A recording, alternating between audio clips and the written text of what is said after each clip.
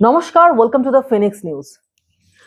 রাজনীতির গুরুত্বপূর্ণ স্থানে আসতে চলেছেন, অথচ রাজনীতির কিছুই বোঝেন না, এমন নজির কিন্তু তৃণমূল জমানায় একদমই নতুন নয়। এ নজির এর আগেও আমরা দেখতে পেয়েছি।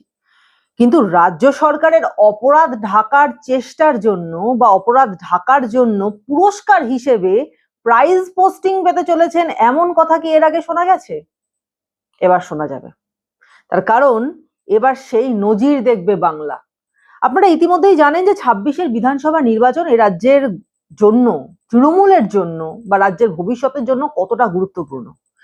কিন্তু তার আগেও আরো একটি নির্বাচন রয়েছে, সেটা হচ্ছে রাজ্যসভার নির্বাচন। এ প্রসঙ্গে আপনারা ইতিমধ্যেই জানেন যে তৃণমূলের ৫ জন সাংসদ তারা রিটায়ার করছেন, তাদের মেয়াদ ফুরোচ্ছে এবং সেই কারণে সেই শূন্য স্থানে তৃণমূলকে রাজ্যসভার যে প্রার্থী দিতে হবে, সেই প্রার্থী তালিকার ৪ জনের নাম ইতিমধ্যেই প্রকাশ করেছে তৃণমূল।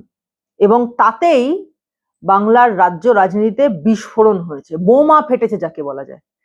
তার কারণ বরাবরই আমরা প্রথম থেকে এক এক করে আমরা এই বিষয়টাতে আসি, যে ৪ জনের কথা বলা হচ্ছে, তাদের মধ্যে এক এক করে আমরা তাদেরকে নিয়ে একটু আলোচনা করি, সামান্যই আলোচনা। তার কারণ আমরা তো আর কিছু পরিবর্তন করতে পারবো না। যে বদলা নয় বদল চাই বলে যে দলটা এসছিল, তারা যে কি বদল করছে আর কতটা বদলা নিচ্ছে, সে বিষয়ে তো আমরা যথেষ্ট বুঝতেই পারছি। ১৪ বছর ধরে তাই তো দেখছি যে কেমন বদল চলছে এবং কতটা বদলা চলছে। তো যাই হোক, মূল পয়েন্টে ফিরে আসি। তৃণমূল বরাবরই চাকচিক্য, তারকাদের দ্যুতি ইত্যাদি খুব পছন্দ করে। তারকা জনপ্রিয়তাকে ভোট ব্যাংক করে তৃণমূল নিজেদের আসন কায়েম করে নিয়েছে, এ নজির আমরা আগেও দেখেছি। সে নজির আমরা দেখেছি রচনা বন্দ্যোপাধ্যায়ের বেলায়, দেবের বেলায়, অথবা মিমি চক্রবর্তীর বেলায়, তখনও দেখেছি। কিন্তু এবারে অভিনেত্রী কোয়েল মল্লিক, তিনি রাজ্যসভার প্রার্থী হিসেবে দাঁড়াতে চলেছেন তৃণমূলের পক্ষ থেকে। রয়েছেন বাবুল সুপ্রিয়। এই প্রার্থী তালিকায় এই দুজনের কথা বলতে গেলে প্রথমে একটু বাবুল সুপ্রিয়র কথা বলি। বাবুল সুপ্রিয় যে একজন সঙ্গীত শিল্পী এবং তিনি মাঝে মধ্যে ছবিতেও তার মুখ দেখা যায়, বিভিন্ন সিনেমাতেও তাদের মুখ দেখা গেছে। তো সেক্ষেত্রে দাঁড়িয়ে তিনিও একজন তারকা। কিন্তু ইনি তারকা হলেও তিনি কিন্তু বেশ কিছুদিন ধরে, বেশ কয়েক বছর ধরে রাজনীতির ধুলোমাটি মাখছেন। সবাই ধুলোমাটি মাখছেন, এখনো পোড় খাওয়া রাজনীতিবিদ তিনি হয়ে উঠতে পারেননি, কিন্তু তারপরেও অন্তত একটু রাজনীতির গন্ধ তার গায়ে রয়েছে বা তার স্টেটাসে রয়েছে। এর আগে তিনি বিজেপিতে ছিলেন, তারপরে তৃণমূলে গেলেন। তো সেখানে তাকে তবু বা মানা যেতে পারে যে বাবুল সুপ্রিয়কে মানে এই জায়গায় তাকে তার নামটা দেওয়া হয়েছে। কিন্তু কোয়েল মল্লিক, টলিপাড়ার গ্ল্যামার কুইন, টলিপাড়ার দুষ্টু মিষ্টি নায়িকা কোয়েল মল্লিক, তিনি নাকি এবার রাজনীতির বড় নেত্রী হতে চলেছেন। কি অদ্ভুত কথা! যিনি রাজনীতির সঙ্গে যার দূর দূর পর্যন্ত কোনো সম্পর্ক নেই, তিনি চলেছেন রাজ্যসভার প্রার্থী হিসেবে। এবং এর আভাস তো আমরা বেশ কিছুদিন আগেই পেয়েছিলাম, যখন জানুয়ারি মাসে আমরা দেখেছিলাম যে আচমকাই কলকাতার প্রাক্তন শেরিফ রঞ্জিত মল্লিকের বাড়িতে গিয়ে উপস্থিত হলেন তৃণমূলের সর্বভারতীয় সাধারণ সম্পাদক অভিষেক বন্দ্যোপাধ্যায়। তিনি উপস্থিত হয়ে সেখানে যেতে না যেতেই দেখা গেল রঞ্জিত বাবু তাকে বুকে জড়িয়ে ধরলেন, বললেন খুব ভালো ছেলে। এবং তারপরে দেখা গেল রঞ্জিত মল্লিকের স্ত্রীর পা ছুঁয়ে প্রণাম করলেন অভিষেক, এবং এরপরে প্রায় ২ ঘন্টা মল্লিক বাড়িতে তারা কাটিয়ে আসলেন। সেদিনই যেন একটা কিছু রাজনৈতিক খিচুড়ি ওখানেই রান্না হয়ে গেছিল। তার একটা মানে আঁচ সবাই পাচ্ছিলেন, কিন্তু ঠিক কোন লেভেলের খিচুড়িটা তৈরি হলো সেটা বুঝতে পারা যায়নি। এবার বুঝতে পারা গেল। সেদিনকে ২ ঘন্টা কাটানোর ফল হিসেবে আজ কোয়েল মল্লিক রাজ্যসভার প্রার্থী হিসেবে নির্বাচিত হয়েছেন। ঠিক আছে, তাও কোয়েল মল্লিক কোনো কিছু রাজনীতির বোঝেন না, তিনি প্রার্থী হিসেবে তিনি নির্বাচিত হয়েছেন, মানলাম, মেনে নিলাম। অন্তত তার কোনো এরকম রেকর্ড নেই যে তিনি কোনো অপরাধ করেছেন বা অপরাধ লুকোনোর চেষ্টা করেছেন। কিন্তু এরপরে তো আরো ভয়ঙ্কর দুটো নাম আসছে। এদের মধ্যে একজন হলেন মেনকা গুরুস্বামী। এলজিবিটিকিউ অধিকারের লড়াইয়ে এই মেনকা গুরুস্বামী অত্যন্ত গুরুত্বপূর্ণ ভূমিকা পালন করেছিলেন। শুধু ভূমিকাই পালন করেছিলেন না, তিনি কিন্তু অত্যন্ত নামজাদা আইনজীবী সুপ্রিম কোর্টের, এবং ভীষণই শিক্ষিত মানুষ। এবং তার সঙ্গে তার আরেকটা পরিচয় আছে, যে পরিচয়টা আমার মনে হয় দেওয়া উচিত বা অনুচিত সের বিচার আপনারা করবেন। তিনি একজন সমকামী এবং ঘোষিত সমকামী। এখন এই বিষয়টা নিয়ে তৃণমূল বেশ হাইপ করছে যে নারী কে উন্নয়ন করা বা নারীর ক্ষমতায়নের ক্ষেত্রে তৃণমূল কতটা গুরুত্বপূর্ণ ভূমিকা নিচ্ছে, কারণ মেনকা গুরুস্বামী তিনি একজন ঘোষিত সমকামী, তাকে আজকে প্রার্থী করাতে তৃণমূল কতটা বড় মনের পরিচয় দিয়েছে, সে বিষয়ে আলোচনা থাক। কিন্তু যে বিষয়ে আলোচনা হওয়া দরকার সেটা হচ্ছে এই মেনকা গুরুস্বামী যদি একটু ব্যাকগ্রাউন্ড চেক করি তাহলে দেখা যাবে তার বাবা তিনি আরএসএস এর সমর্থক ছিলেন এবং অটল বিহারী বাজপেয়ীর আমলে তিনি কিন্তু অর্থমন্ত্রীর উপদেষ্টা ছিলেন। তার মেয়ে মেনকা গুরুস্বামী বিদেশে পড়াশুনো, হার্ভার্ড বিশ্ববিদ্যালয় থেকে তার পড়াশুনো, এবং আজকে তিনি নামজাদা সুপ্রিম কোর্টের লয়ার। তিনি হঠাৎ করে তৃণমূলের চোখের মণি কি করে হয়ে গেলেন? তার কারণ তিনি আরজি কর মামলাতে এবং সম্প্রতি যেটা ঘটে গেছে সেই আইপ্যাক মামলাতে তৃণমূলকে বাঁচানোর জন্য গলার জোর দেখিয়েছেন, তার ক্ষমতার জোর দেখিয়েছেন, সওয়াল করেছেন তৃণমূলের পক্ষে। আরজি কর মামলার কি দশা হয়েছে সেটা আমরা দেখতেই পেয়েছি, যদিও এখনো অভয়ার মা বাবার মনে ক্ষীণ হলেও আশা রয়েছে যে অভয়া বিচার পাবে, তার জন্য চেষ্টা করে যাচ্ছেন, সবাই তার জন্য প্রার্থনা করছেন, কিন্তু কতটা আর বিচার পাবে তা নিয়ে তো প্রশ্ন উঠেই যাচ্ছে। যাই হোক, কিন্তু সেই অভয়া মামলাতে রাজ্য সরকারের হাজারো গাফিলতিকে ঢাকার চেষ্টা করে এবং যে কোনো ভাবে হোক রাজ্য সরকারকে নির্দোষ প্রমাণ করার জন্য কিন্তু তুমুল লড়েছিলেন এই মেনকা গুরুস্বামী। এবং এরপরে যখন আইপ্যাক মামলাতে দেখা গেল যে রাজ্য সরকার এবং ইডির মামলা হলো সুপ্রিম কোর্টে, সেই মামলা গড়ালো, সেখানেও কিন্তু রাজ্য সরকারের হয়ে গলা ফাটিয়েছেন এই মেনকা গুরুস্বামী। এবং এই কারণেই রাজ্য সরকারের প্রতি এই আনুগত্য দেখানোর পুরস্কার হিসেবে মেনকা গুরুস্বামী পেতে চলেছেন রাজ্যসভার প্রার্থীর পদ। তার জন্য ভোটে লড়তে হবে, কিন্তু তার নাম নমিনেটেড হয়েছে। এবং তারপরে 4 নম্বর জন, তিনি হচ্ছেন ডিজিপি রাজীব কুমার, মানে এক্স ডিজিপি রাজীব কুমার। তো তিনি তো আরো বড় চরিত্র, অতি গুরুত্বপূর্ণ। তো এই এক্স ডিজিপি রাজীব কুমার তিনি তো বিখ্যাত হয়েছিলেন সারদা মামলার সেই লাল ডায়েরি নিয়ে, এবং তার বাড়ির সামনে আমাদের মুখ্যমন্ত্রী নিজে গিয়ে ধর্ণা দিতে বসেছিলেন যাতে সেখানে সিবিআই এর লোকজন ঢুকতে না পারে। একজন ডিজিপিকে বাঁচানোর জন্য, রাজীব কুমারকে বাঁচানোর জন্য মুখ্যমন্ত্রীর কি প্রাণপণ প্রয়াস সেদিন ছিল সেটা গোটা বাংলা দেখেছে। তাই নিয়ে আলোচনা করে এই এপিসোডকে আর নতুন করে লম্বা করতে চাইছি না। তো সেই রাজীব কুমার তিনি যখন ডিজিপি পোস্ট থেকে বিদায় নিচ্ছেন, বিদায়ী, তিনি তখন বড় বড় লেকচার দিয়েছিলেন। তিনি বলেছিলেন পুলিশের কাজ হচ্ছে গিয়ে সাধারণ মানুষের সামনে ঢাল হয়ে দাঁড়ানো, নিজেদের অকুতভয় হয়ে অন্যায়ের বিরুদ্ধে রুখে দাঁড়ানো। অত্যন্ত সুন্দর, শুনতে খুব ভালো লেগেছিল। কিন্তু প্রশ্নটা তো এইখানেই যে আপনি কি অকুতভয় হয়ে দাঁড়িয়েছিলেন? আপনি কি সাধারণ মানুষের ঢাল হতে পেরেছিলেন? আজকে এই রাজ্য জুড়ে আইন শৃঙ্খলার যে এত অবনতি, আপনি তো কম দিন এই রাজ্যের আইন শৃঙ্খলার দায়িত্বে ছিলেন না। আপনি কি করেছিলেন এই রাজ্যের জন্য? শুধুমাত্র নিজের আখের গোছানো ছাড়া। এবং শুধু নিজের আখের গোছানো নয়, রাজ্য সরকারকে যাতে সমস্ত বিপদ আপদ থেকে সরিয়ে রাখা যায়, দূরে রাখা যায়, তার জন্য তিনি কম প্রয়াস করেননি। এবং এই আইপ্যাক মামলাতে এই ডিজিপি রাজীব কুমারকেও দেখা গেছিল যে মুখ্যমন্ত্রী যখন ইডি অফিসাররা তল্লাশি চালাচ্ছেন সেখানে গিয়ে জোর করে ঢুকে পড়া, জোর করে জিনিসপত্র ফাইল ছিনিয়ে আনা, এই কাজটা যখন মুখ্যমন্ত্রী করছিলেন, ডিজিপি রাজীব কুমার তাকে বাধা তো দেয়নি বা তাকে তো একবারও বলেননি যে ম্যাডাম এটা ভীষণভাবে একটা অনৈতিক কাজ হচ্ছে, অসাংবিধানিক কাজ হচ্ছে, আপনি এটা করবেন না। উপরন্তু তিনি তার সঙ্গ দিয়েছেন। অর্থাৎ যদি এক কথায় বলা যায়, মুখ্যমন্ত্রী মমতা বন্দ্যোপাধ্যায় এবং তৃণমূল সরকারের সমস্ত কুকর্ম বা অপরাধের সঙ্গী হয়েছেন এই DGP Rajeev Kumar, ex DGP. তো তাকে তার আনুগত্যের তো একটা বড়সড় ফল বা বড়সড় পুরস্কার তো দিতেই হবে। তিনি তো তৃণমূলের ব্লু হোয়াইট বয়, সেই জন্য তাকে এই পুরস্কারটা দেওয়া হলো। এবং আরেকটি বিষয়, আজকে তিনি আর তৃণমূল সরকারের দেওয়া কোনো পোস্টে নেই। তৃণমূল সরকারের দেওয়া না, অবশ্যই এটা ভারত সরকারের, কিন্তু রাজ্য সরকার যেহেতু, সেজন্য এখন রাজ্য সরকারের মাথায় তৃণমূল বসে রয়েছে, তাই তৃণমূল সরকারই বলতে বাধ্য হচ্ছি যে সেই পোস্টে এখন তিনি নেই। কিন্তু না থাকলে কি হবে, যদি কোনোভাবে বিরোধীরা এই রাজীব কুমারকে ক্যাপচার করে নেয় তাহলে তো বিরাট সর্বনাশ। কারণ তৃণমূলের অনেক প্রাণভোমরা, অনেক বড় বড় মারণাস্ত্র এই রাজীব কুমারের কাছে গচ্ছিত আছে তৃণমূলের জন্য, যেটা ঘাতক হতে পারে।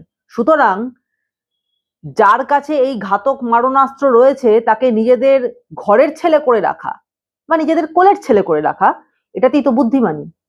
এবং অবশ্যই বলতে হবে যে মুখ্যমন্ত্রী মমতা বন্দ্যোপাধ্যায়, যতই তাকে নিয়ে আমরা হাসাহাসি করি, তার কবিতা নিয়ে আমরা বিভিন্ন মিমস বানাই, হাস্যকর লাগে শুনতে, সব ঠিক আছে, কিন্তু Mamata Bandyopadhyay as a politician অসাধারণ বুদ্ধিমতী। আমার মনে হয় যে বিরোধী দল বিজেপি, তাদেরও মমতা বন্দ্যোপাধ্যায়ের থেকে শেখা উচিত যে পলিটিক্স করা কাকে বলে, এবং পলিটিক্যালি বুদ্ধি খাটিয়ে নিজের জায়গাটাকে যে কোনো ভাবে স্ট্রং করে রাখা, অর্থাৎ অপরাধ করলেও সেই অপরাধের সপক্ষে যুক্তি দাঁড় করানো, বা সেই অপরাধ করলেও তাকে কিভাবে নিজেদের হয়ে ব্যবহার করা যায়, সেটাকে কিভাবে প্রতিষ্ঠিত করা যায়, এই বিষয়টা এটা শেখা উচিত মমতা বন্দ্যোপাধ্যায়ের কাছ থেকে। কারণ অপরাধ করে অপরাধ যে স্বীকার করে নেয় সে সাধারণ মানুষ, কিন্তু যে অপরাধ করে সেই অপরাধটাকেই জাস্টিফাই করতে পারে তিনি হচ্ছেন আসল পলিটিশিয়ান, এবং সেই পলিটিশিয়ান হচ্ছেন মমতা বন্দ্যোপাধ্যায়। তার কারণ ওই যে বারবার একের পর এক তিনি অপরাধ করেছেন, অন্যায় করেছেন, কন্টেম্পট অফ কোর্ট করেছেন, কিন্তু এই সব অপরাধের যিনি সঙ্গী ছিলেন, সাক্ষী ছিলেন, আজকে তাকে যাতে হারাতে না হয়, তাকে যাতে অন্য কেউ ক্যাপচার করতে না পারে, তার জন্য তার নামটাও কিন্তু ঢুকিয়ে দিলেন এই রাজ্যসভার যে প্রার্থী পদে, সেখানে প্রার্থীদের মধ্যে। সুতরাং তৃণমূল খুব ভালো করে জানে কোথায় কোন খেলা খেলতে হবে, কোন চাল চালতে হবে, এবং এই কারণেই তৃণমূলের মতো একটা দল, যাদের কোনো মোটো নেই, যাদের কোনো নীতি নেই, নীতি জ্ঞান নেই, নীতিবোধ নেই, কিচ্ছু নেই, কিন্তু তারপরেও তারা এত বছর ধরে রাজত্ব চালিয়ে যাচ্ছে, সুশাসন বলবো না, কুশাসন চালিয়ে যাচ্ছে, এবং বেশ ডাঁটসে চালিয়ে যাচ্ছে। তার কারণটা তারা রাজনীতিটা খুব ভালো বোঝে। মমতা বন্দ্যোপাধ্যায় রাজনীতিটা অসাধারণ বোঝেন, এবং তার ফল হচ্ছে এই প্রার্থী তালিকা। দেখুন, তৃণমূল কংগ্রেস রাজ্যসভায় কাকে পাঠাবে পুরোটাই তাদের বিষয়। তবে এটা বোঝা যাচ্ছে যে প্রাক্তন আমলা রাজীব কুমারকে, যিনি বাঙালি নন, তাকে রাজ্যসভায় পাঠানোর কথা তৃণমূল কংগ্রেস যখন বলেছে, তার মানে এটা স্পষ্ট হয়ে যাচ্ছে যে রাজীব কুমার সারদা কাণ্ডে, লাল ডায়েরি এবং অন্যান্য ক্ষেত্রে যে ভূমিকা পালন করেছিলেন তারই ঋণ শোধ করছেন মমতা বন্দ্যোপাধ্যায়। আর এটা আমি আগেই বুঝতে পেরেছিলাম বলেই ডিজি নিয়ে গান বেঁধেছিলাম, তার জন্য উনি আমার বিরুদ্ধে মামলাও করেছেন। কোনো অসুবিধা নেই, উনি রাজ্যসভায় যাচ্ছেন, জানেন মমতা বন্দ্যোপাধ্যায় যে রাজীব কুমার যদি মুখ খোলেন তাহলে বিপদ। মুখ বন্ধ রাখার জন্যই এটা হচ্ছে পুরস্কার। শেষ করব একটাই কথা দিয়ে, যে বারবার এই তৃণমূল কিন্তু বিজেপির বিরুদ্ধে বহিরাগত তত্ত্ব খাড়া করেছে, যে বিজেপি নাকি বহিরাগত, রাম বহিরাগত, বিজেপি যাই আসছে তাতেই বহিরাগত তত্ত্ব খাড়া করেছে, বাঙালি অস্মিতার কথা বলেছে। কিন্তু আজকে প্রশ্নটা এইখানেই চলে এসছে যে বাঙালি অস্মিতার কথা যারা বলছে, সেই তৃণমূল নিজে বাঙালি অস্মিতা সম্পর্কে কতটা সচেতন। তার কারণ আজকে বাবুল সুপ্রিয় না হয় বাঙালি, আজকে কোয়েল মল্লিক না হয় বাঙালি, সে যাই করুন, যে কোনো প্রফেশনেই থাকুন, রাজনীতিবিদ হন বা না হন, তাতে কিছু যায় আসে না, কিন্তু রাজীব কুমার বা মানেকা গুরুস্বামী, তারা কোন বাঙালি? মানেকা গুরুস্বামী হায়দ্রাবাদের লোক, তিনি কোনো মতেই বাঙালি নন, এবং রাজীব কুমার তো উত্তরপ্রদেশের লোক, তিনিও বাঙালি নন। তাহলে তাদেরকে দাঁড় করানোর কি দরকার ছিল? তৃণমূল যে বারবার বলে থাকে বাঙালি অস্মিতার কথা, আজকে কি আমাদের রাজ্যে রাজনীতিবিদ কম পড়েছিল তৃণমূলের পক্ষে? আমি একবারও বলছি না যে তৃণমূলের সবাই চোর, কেউ কেউ আছেন যারা তৃণমূল করেন কিন্তু তারা দুঃখ পান দলটার এই দুর্দশা দেখে, কিন্তু তারা কিন্তু রাজনীতিতে রীতিমতো বটবৃক্ষের মতো বহুদিন ধরে, হয়তো ছাত্রবেলা থেকে রাজনীতি করছেন, এবং আজকে তারা রীতিমতো একটা পোড় খাওয়া জায়গাতে চলে গেছেন। পোড় খাওয়া রাজনীতিবিদের অভাব নেই তৃণমূলের কাছে, কিন্তু তাদেরকে বাদ দিয়ে যারা রাজনীতির রও বোঝে না, এরকম চারজনকে প্রার্থী করে তৃণমূল পাঠাচ্ছে। তো এই বিষয়টা তৃণমূলের অন্দরেই ভাঙন ধরাবে না তো? এবং এখানে বাঙালি অস্মিতার কথা তৃণমূলের একবারও মনে পড়লো না, যে কোথায় বাঙালি অস্মিতা? আমাদের রাজ্যের যারা রাজনীতি বোঝে, যারা সমানে সমানে রাজনৈতিকভাবে লড়তে পারবে, এমন লোকজন না পাঠিয়ে এদেরকে পাঠানো হলো। এতে হিতে বিপরীত হবে কিনা সেটাই হচ্ছে আসল কথা। কারণ তৃণমূল তো না হয় প্রাইজ পোস্টিং দিতে চলেছে, তৃণমূল না হয় এই যে রাজীব কুমার এবং মানেকা গুরুস্বামী, এদের তৃণমূলের অপরাধ ঢাকার জন্য যে প্রয়াস চালিয়েছেন তার জন্য পুরস্কৃত করতে চলেছেন। কিন্তু সাধারণ মানুষ বিষয়টাকে কেমন ভাবে নেবে? কারণ ভুলে গেলে চলবে না যে রাজ্যসভার ভোটের পরেই আছে আসল ভোট, বিধানসভা ভোট। এবং এই বিধানসভা ভোটে ইতিমধ্যেই তৃণমূলের অবস্থা কিন্তু খুব একটা ভালো নয়। কারণ এসআইআর এর মাধ্যমে প্রচুর মানুষের নাম বাদ গেছে, প্রচুর যারা অবৈধ ভোটার তাদের নাম বাদ গেছে। মমতা বন্দ্যোপাধ্যায় নিজেই দাঁড়িয়ে বলেছেন যে 1,20,00,000 ভোটারের নাম বাদ যাবে। মানে সেটা প্রায় একরকম দায় ঝেড়ে ফেলার মতো, কারণ তিনিই তো বলেছেন এসআইআর হতে দেবো না, একজন বৈধ ভোটারের নাম বাদ যেতে দেবো না। কিন্তু যখন দেখছেন তাদের হাতে কিছুই নেই, কিছুই করার নেই, তখন তিনি বাধ্য হয়েই সেই জৈনদের সেই টেম্পল উদ্বোধন করতে গিয়ে সেই মঞ্চ থেকে বলেছেন যে 1,20,00,000 মানুষের নাম বাদ যাবে, ভোটারের নাম বাদ যাবে। আমি ভীষণভাবে মানে দুঃখ পাচ্ছি সেই বিষয়ে, তাদের পাশে আছি ইত্যাদি ইত্যাদি ইত্যাদি। পাশে থেকেই বা লাভ কি, দুঃখ পেয়েই বা লাভ কি? যাদের নাম বাদ যাবার তাদের নাম বাদ যাবেই, এবং এই বাদ যাওয়ার ফলে তৃণমূলের ভোট ব্যাংকে যে ধস নামবেই এটা তো সবাই বুঝতে পারছে, তৃণমূল নিজেই যথেষ্ট বুঝতে পারছে। কিন্তু তারপরে এই ডিজিপি রাজীব কুমার, যিনি একাধিক কাণ্ডের সঙ্গে জড়িত ছিলেন, যার আমলে রাজ্যের দুর্নীতি, রাজ্যের মধ্যে অসামাজিক কার্যকলাপ, রাজ্যের মধ্যে নারী সুরক্ষায় বিরাট বড় বড় ফাঁক ফোঁকর থেকে যাওয়া, এগুলো একেবারে প্রকট হয়ে চোখে পড়েছে, সেই ডিজিপি রাজীব কুমারকে আজকে এত বড় একটা পোস্ট দিতে যাচ্ছে তৃণমূল সরকার। সেটা কি সাধারণ মানুষ খুব সাধারণভাবে মেনে নেবে? একটা বিষয়ে কিন্তু সত্যি কথা, আমি একটু আগেই মুখ্যমন্ত্রী মমতা বন্দ্যোপাধ্যায়ের রাজনীতিবিদ হিসেবে প্রশংসা করলাম, তিনি প্রশংসার যোগ্য রাজনীতিবিদ হিসেবে, এটা সত্যি কথা। কিন্তু আরেকটাও সত্যি আছে, সেটা হচ্ছে বাঙালি কিন্তু সারা জীবনই রাজনীতি সম্বন্ধে ভীষণভাবে ওয়াকিবহাল। কারণ যে সময় সারা ভারতের বেশিরভাগ মানুষই রাজনীতি বিষয়টা থেকে দূরে থাকতো, সেই সময় অ্যাক্টিভলি বাঙালির ঘরের ছেলেমেয়েরা রাজনীতিতে অংশগ্রহণ করত। বিপ্লবের সময়, অগ্নিযুগে, যখন ব্রিটিশ আমল ছিল, সেই সময় এই বাংলা থেকেই কিন্তু বড় বড় রাজনীতিবিদরা উঠে এসছেন। এবং যে সমস্ত রাজনীতি আলোচনা আজকে সাধারণভাবে বাঙালির বিভিন্ন আড্ডায় হয়, চায়ের আড্ডায় হয়, রকে বসে আড্ডা হয়, তার মধ্যে রাজনীতি, খেলা ইত্যাদি থাকেই, সমাজ ইত্যাদি থাকেই। কিন্তু এমন আড্ডা, এমন রাজনীতি নিয়ে আড্ডা কিন্তু অন্য কোনো জাতি কোনোদিন দেয়নি। তারা হালে হয়তো রাজনীতি নিয়ে সবাই মিলে এত ভাবতে শিখেছে। তার আগে একটা মুষ্টিমেয় গোষ্ঠী রাজনীতি সম্পর্কে ওয়াকিবহাল হতো, কিন্তু বেশিরভাগ মানুষই রাজনীতি থেকে দূরে থাকতো। কিন্তু বাঙালি চিরকালই রাজনীতিকে ভীষণ আপন মনে করে এবং রাজনীতি সম্পর্কে ভীষণভাবে জ্ঞান রাখে। তো সেখানে দাঁড়িয়ে বাঙালিকে বোকা মনে করাটা আরো বড় ভুল।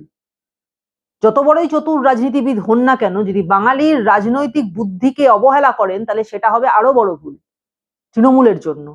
তাই সাধারণ বাঙালির কাছে এটাই একমাত্র বক্তব্য যে আপনারা কি চান? তারকার আলো দেখতে চান, নাকি সত্যিকারের উন্নয়ন চান?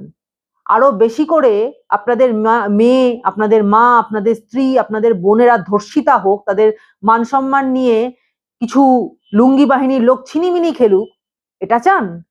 নাকি সত্যিকারের উন্নয়ন হোক, যোগীজির রাজ্যে যেমন মেয়েরা বলতে পারছে যে আমরা জানি যে আমাদের যোগীজি আছেন, তিনি বুঝে নেবেন ব্যাপারটা, এই রকম কিছু চান? সেইটা এবার আপনাদের ভাবতে হবে। কারণ 26-এর বিধানসভা নির্বাচন হলো শেষ নির্বাচন, যেখানে আপনি সঠিক ডিসিশনটা নিতে পারবেন এবং আপনাদের জন্য সুবর্ণ সুযোগ যে কি আপনি চান সেটা পরিষ্কারভাবে জানানো। সুতরাং এই বিধানসভা নির্বাচনটাকে কিন্তু মিস করবেন না, শেষ সুযোগ বেঁচে থাকার জন্য।